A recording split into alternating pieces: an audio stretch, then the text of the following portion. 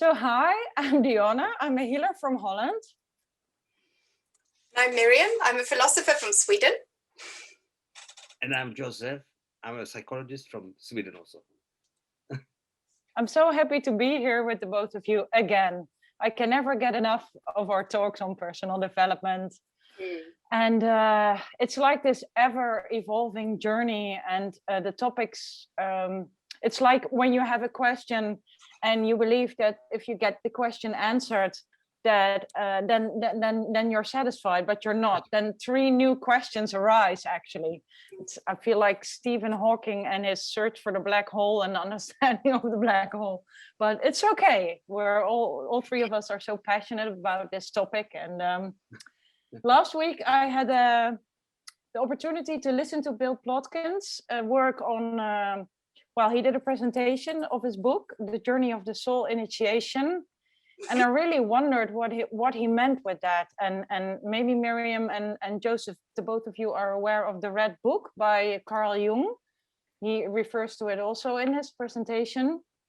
But what struck me a lot was what he talked about in terms of that the journey of soul initiation has nothing to do with, how do you say, with non-duality or with metaphysics or with something out there, but it has to do with grounding yourself here in the earth community, in the ecosystem, and showing up in your life and finding your position and descending your soul. And it was so lovely to listen to him and to ponder that in my, how do you say, in my consciousness. And I'm so happy to be here with the both of you and to ponder this topic, because I'm very curious how you look at the soul and the place of the soul, and soul in terms of development, soul development even. So I love to hear the both of you about this. Oh, soul development. Oh, can I start? Go ahead. Yeah. Yes. I am wondering if the soul needs development. Maybe the soul is the part that doesn't need development. We just need to sort of, it's just an idea. I'm just testing this idea now. That the soul is the divine aspect that we can we accommodate for in a healthier or more or less healthy way, or something like that. I didn't listen to this Bill Plotkin, but I will now, of course. No, but I'm very interested how you indeed look at it from a philosopher's point of view. How you perceive the soul and what's the meaning of the soul and what can we do? We can, as I say, Stephen Hawking's black hole, but I mean, for today, like containment, like soul maturity maybe, or how do we inhabit, do we inhabit the soul, or does the soul inhabit us? Yes. Okay. So as a philosopher, I would go back to defining what we're talking about.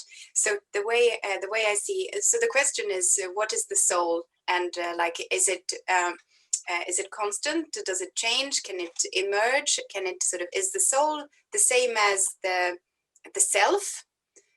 And the self, the idea that the self is we're the oak in the acorn theory, you know, when the self can sort of grow into something that's become the one it's supposed to be, kind of idea.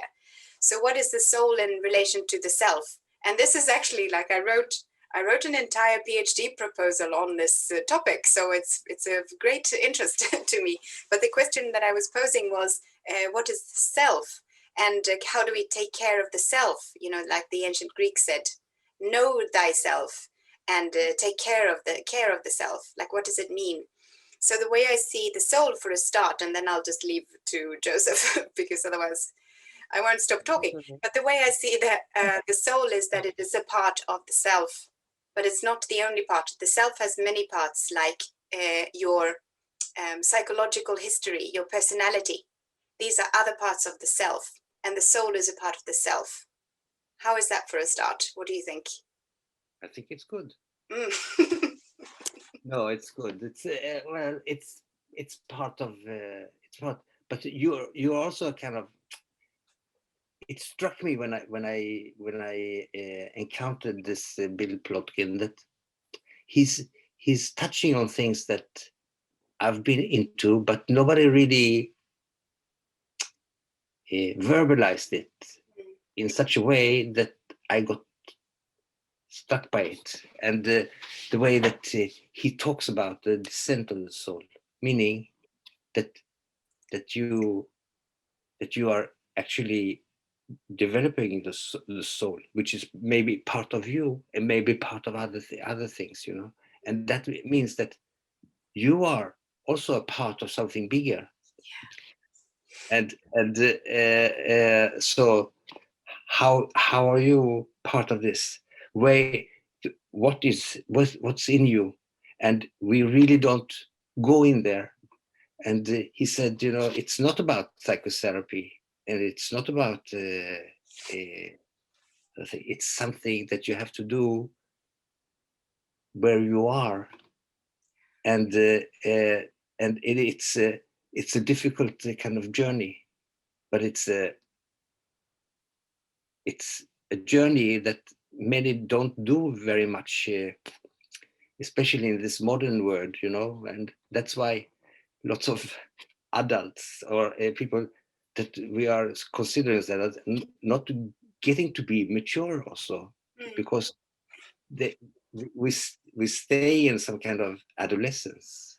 Yes. And people die kind of is in adolescence, you know. And not getting more some early stage, but to go into the adulthood, and very few do, because well, he said, and Yeah, the maturing of the self, the developing of the self, yes, of the soul, yeah, grounding the soul. I mean, I make up my own words as I go along as well, but how it came across, because we stop, we only materialize our economic status and not our ecological status. And yeah, again, I emphasize it for myself again and again, that it's not about a metaphysical being, about metaphysically being, or about non-duality. It actually goes way beyond it, as he says, and I say it because my field of expertise is spiritual realm, and so many people are so focused on non-duality.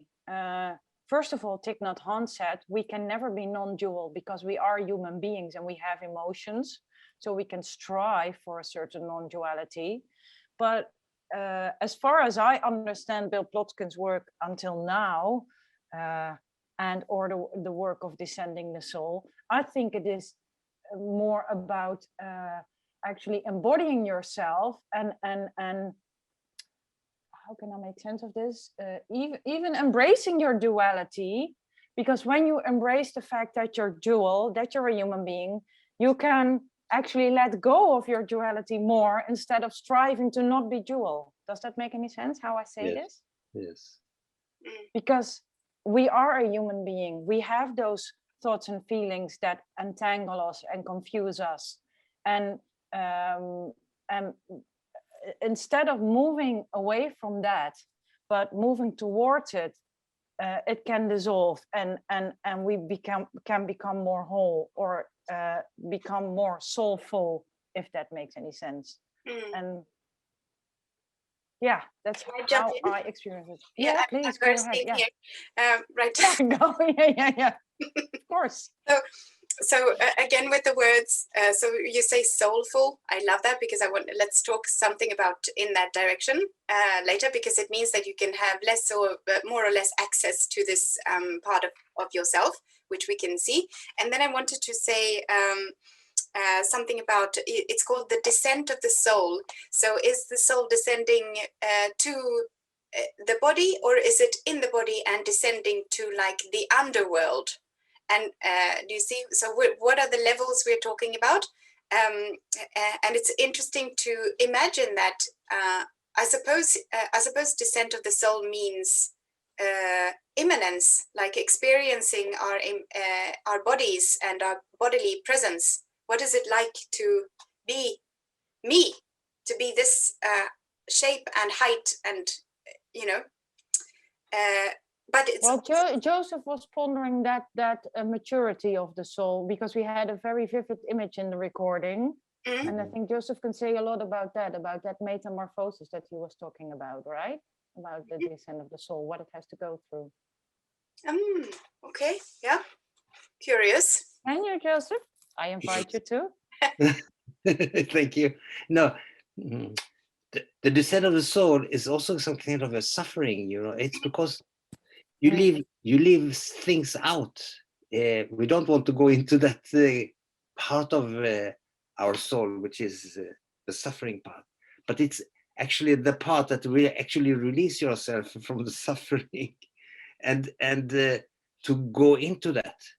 That is the descent of the soul, and you really go down.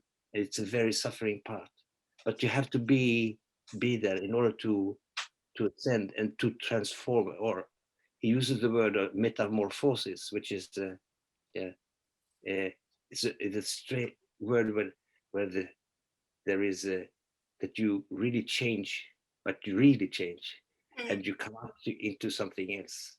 You And transmute, not transform, but transmute, actually. transmute. Yeah.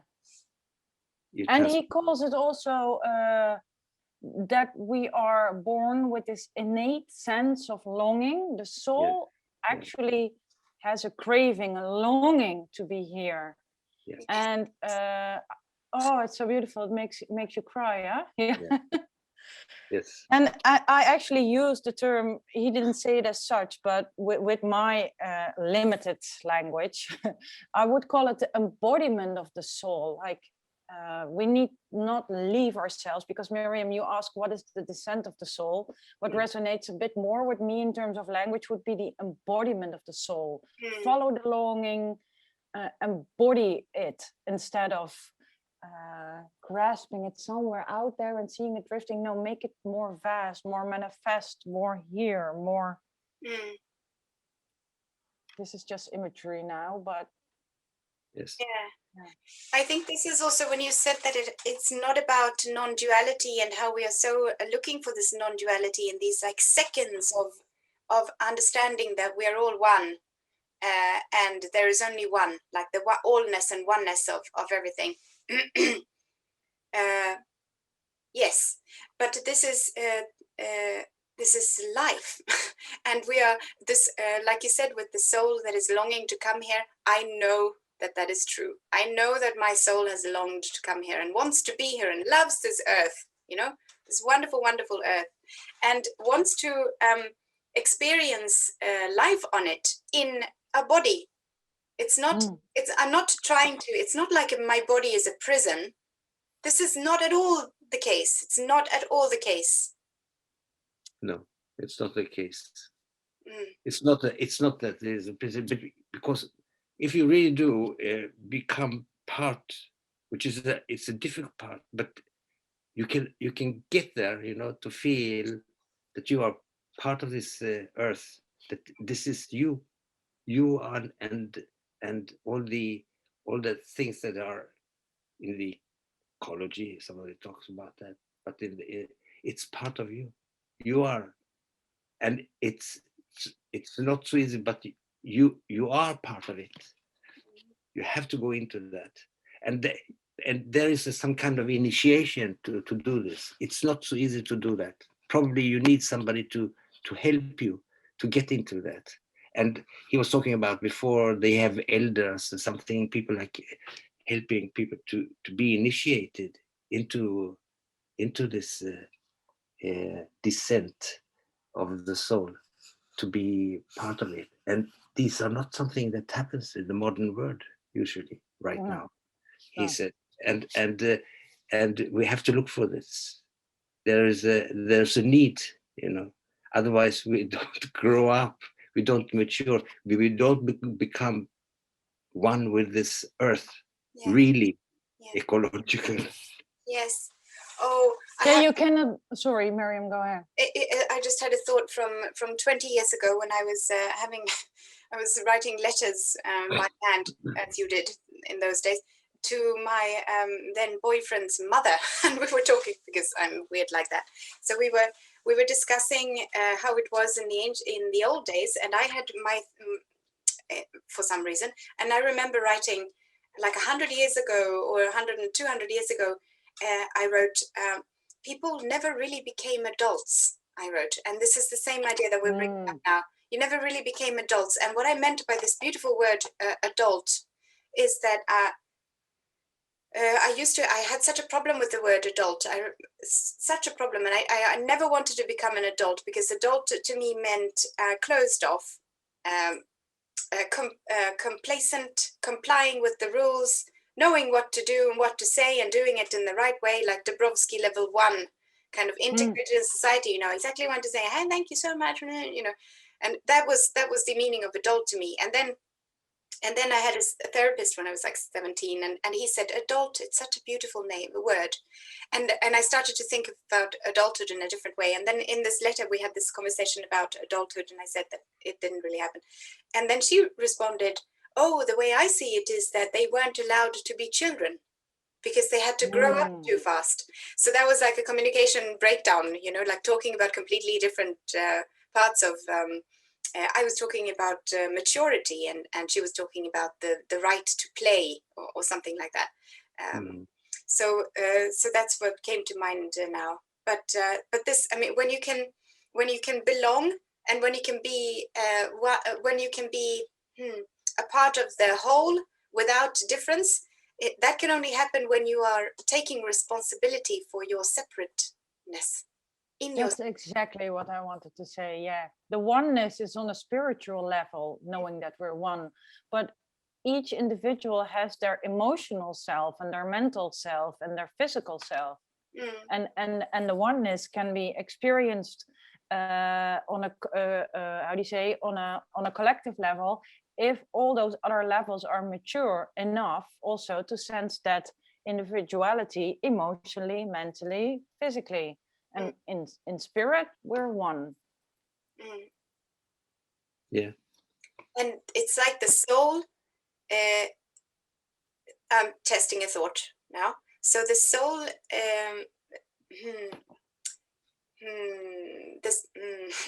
the soul is the part that is one. So in a way, when we know that when we allow the soul to descend into our self, our individualized, separated self, we can access other people's souls. This is where we can, the only place from which we can communicate. Do you see what I'm just testing? Is that a possibility? I believe in a way, yeah. Still, language always falls short, but I believe that this is the closest, conceptual that it can get. The soul is the connection with other people. Yes, and maybe not only that, because you're part of something bigger, and there is not. It's not on the expense of being part of the earth, or being close to a person or to other individuals. You know, it's not a zero-sum game here. It's something that goes together, and it has to be do something like that, because you are part of something bigger, and you're part of something small also.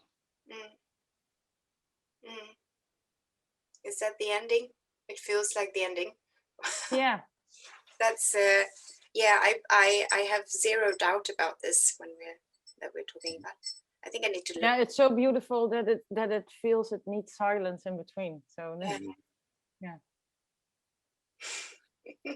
Wow, it's so beautiful, huh? Yeah. Yeah.